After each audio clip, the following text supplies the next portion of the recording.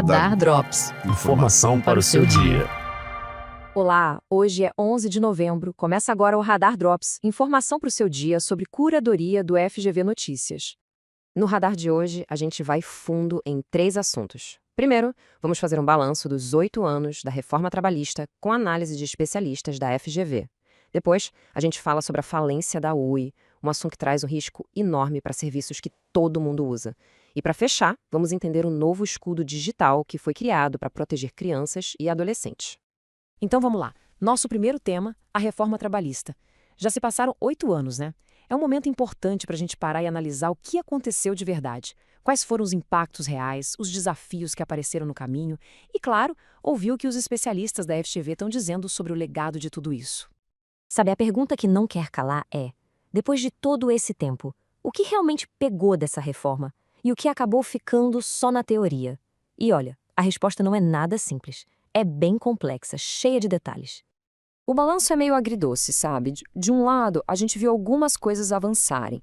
A ideia do negociado valer mais que o legislado, o contrato intermitente e a demissão por acordo, isso o mercado acabou absorvendo. Só que do outro lado, apareceram os desafios gigantes. O principal, a uberização do trabalho. E ainda teve decisões do STF voltando atrás em alguns pontos e uma adesão bem fraquinha em alguns desses novos modelos.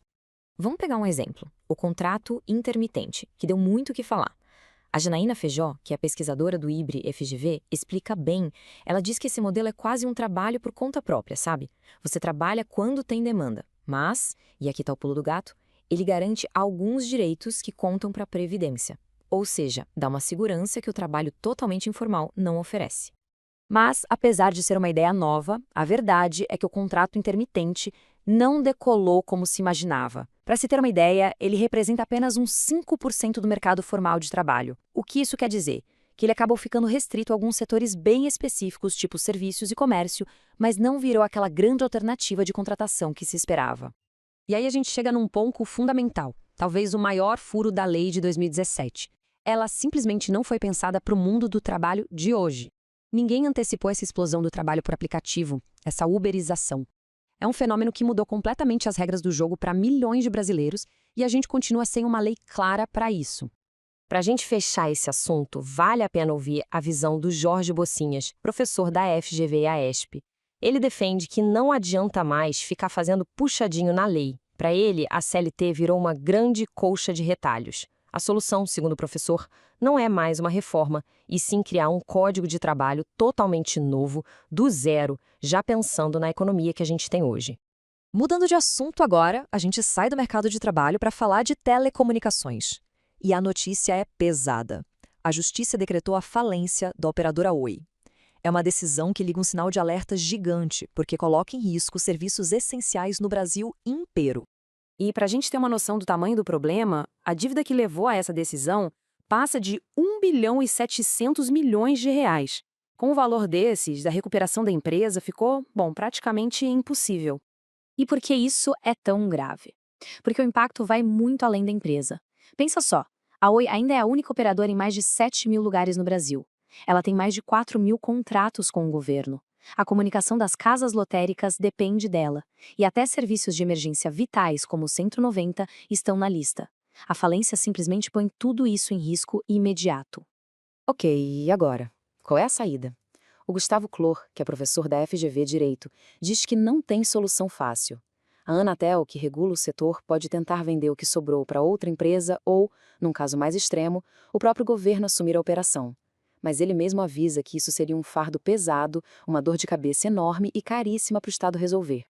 Bom, vamos para o nosso último assunto de hoje, que olha para o futuro e para a segurança dos mais jovens. O Brasil está se movimentando para criar um escudo de proteção para crianças e adolescentes no mundo digital. E isso envolve leis novas e um papel super importante da Autoridade Nacional de Proteção de Dados, a ANPD, e também da FGV.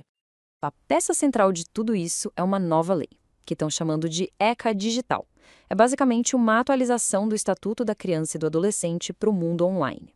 A ideia é criar regras para proteger os mais novos dos riscos da internet, sabe? Como exposição a conteúdo inapropriado ou empresas coletando dados deles sem permissão. E para fazer isso funcionar de verdade, o plano foi dividido em 3 passos. Primeiro, veio a lei, o ECA Digital, que é a base de tudo. Depois, fortaleceram a ANPD, que agora é uma agência com mais autonomia. E o terceiro passo foi um decreto que disse: a ANPD, a responsabilidade de fiscalizar e garantir essa proteção agora é de vocês. E a FGV, claro, está bem no meio desse debate. A FGV Direito Rio, por exemplo, colocou a academia no centro da conversa e organizou uma conferência super importante sobre governança de dados. Juntaram os maiores especialistas do país, até o presidente da ANPD estava lá, para discutir o futuro da regulação digital no Brasil. E para a gente ter uma ideia da importância disso, a especialista Renata Parisotto resumiu bem. Ela disse que, com esses passos, o Brasil não só melhora a fiscalização da privacidade aqui dentro, mas também se posiciona para ser uma liderança mundial nesse assunto. É aquela busca constante, pelo equilíbrio entre inovação tecnológica e segurança digital para todo mundo. Esse foi o Radar Drops de hoje. Voltamos amanhã com mais notícias. Até lá!